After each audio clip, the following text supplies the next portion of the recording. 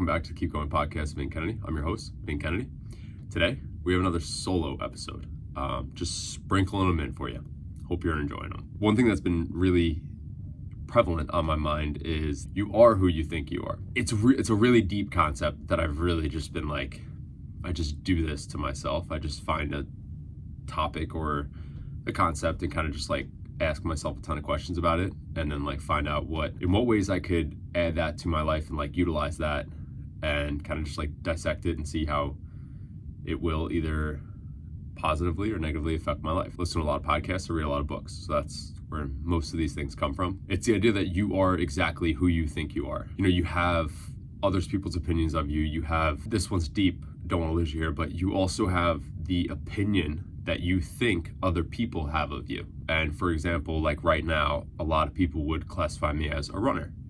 And, you know, my family would classify me as a runner. Like if I were to ask my family, like, what's my favorite hobby? Their answer would probably be running. So it's easy to get caught up in like, and attach yourself to things and to kind of not define yourself to yourself because you let other people define you. But when I was in school and I was younger, I was not a good student.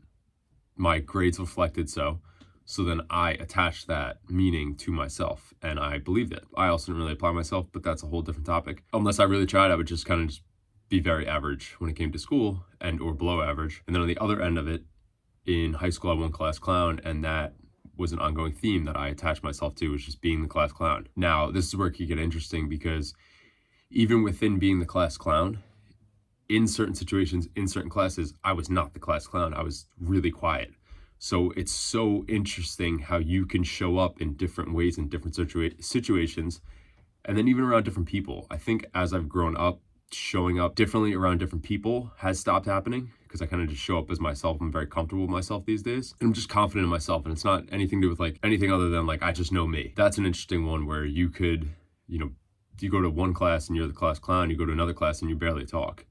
And it might be that other class is mixed with different grades, and maybe you're a little more selective. And then when it came to sports growing up, it was something that I always loved and enjoyed. So I was always like my actual authentic like personality and self. I had a really tough time replicating that elsewhere because I didn't feel that comfortable anywhere else. Like when it came to education in school, I didn't feel comfortable. I didn't feel confident. Therefore, I didn't show up in that manner. Another one would be like being a people person. So in a lot of situations these days, a lot of people will see me, meet me, interact with me, and I'm generally a people person for the most part.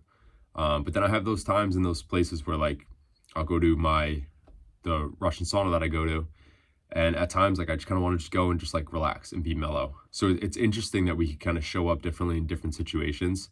I think the root of it now, and as you evolve and find out more about yourself, is showing up the same to everybody, but in certain places, kind of like changing up what you're there for, the reasoning. For example, like going to the sauna, like I want to relax. I want to kind of just decompress. It's a very interesting topic. Another avenue to go down would be running. A year ago Saturday, I paced Dan for his 100-mile race.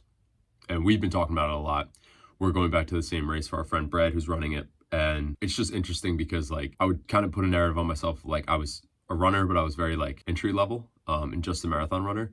And that race really changed a ton for me. I think I did 36 miles total, and it was like, wow, that's crazy. And now you look back and it's like, we're at 40 miles this weekend. It's so cool how relative and small you can make certain things by just like hammering consistency, showing up, doing the work.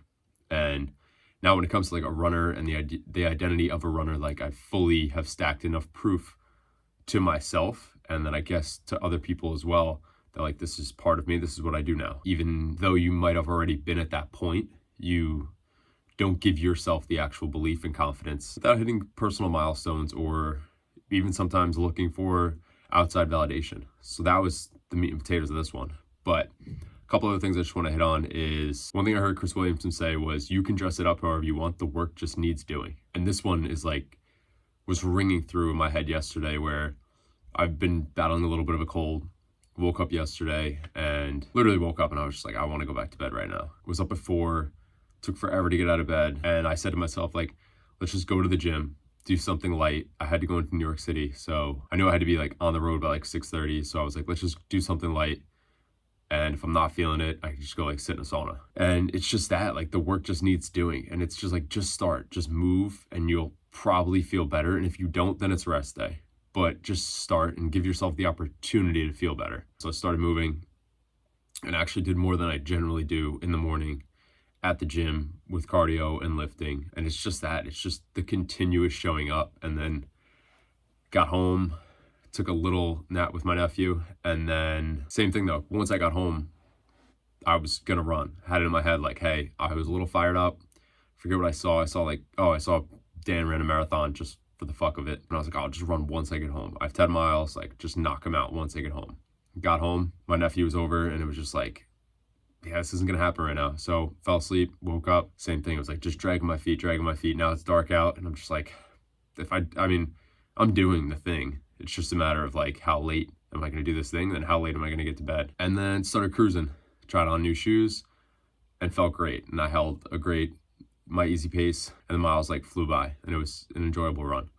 But it's just that, like, if you don't give yourself the opportunity, you're just gonna stop yourself dead in your tracks before you even start. And then another one is, this has been ringing through for me, obsession destroys talent, and it's not even fucking close.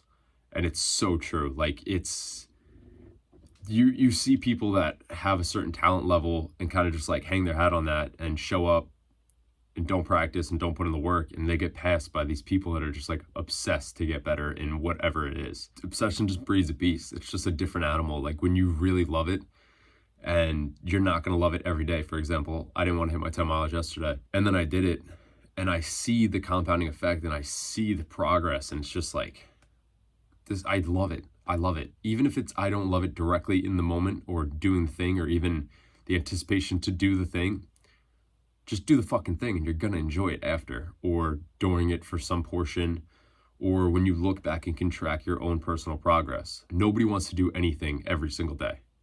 It's just not how we're wired. It's just not how things work. Our motivation levels aren't always high. And sometimes you just really have to rely on discipline. And even that sometimes fails you. But it's just knowing the overall goal and letting obsession take over. And I think there's nothing wrong with that if you're not hurting people. And it's a healthy obsession to better yourself, really. And then another one that Chris Williamson also spoke about, he got this from someone else, but I forget the name of the gentleman. But it's, there are no solutions, only trade-offs. And it's everything. Literally anything you could think of. There are two options for everything. If you do the thing, if you don't do the thing. And then with that comes repercussions for whatever choice you made. And that's just life as a whole. It could literally be everything. So yesterday, if I didn't run, today, I probably would have been a little annoyed at myself, for sure. Now, yesterday I did run, and I have a cold, and it was cold. So maybe it didn't help me get better as soon as I would have if I didn't run. So everything is going to have these trade-offs. It's just, what are you willing to sacrifice? What are you willing to do? And who are you willing to be? And that's what, when you weigh these trade-offs, that's the direction you should move in. And that's overall where you're going to go. But that's all we got. Please like, comment, subscribe, and share. Woo! See you next time.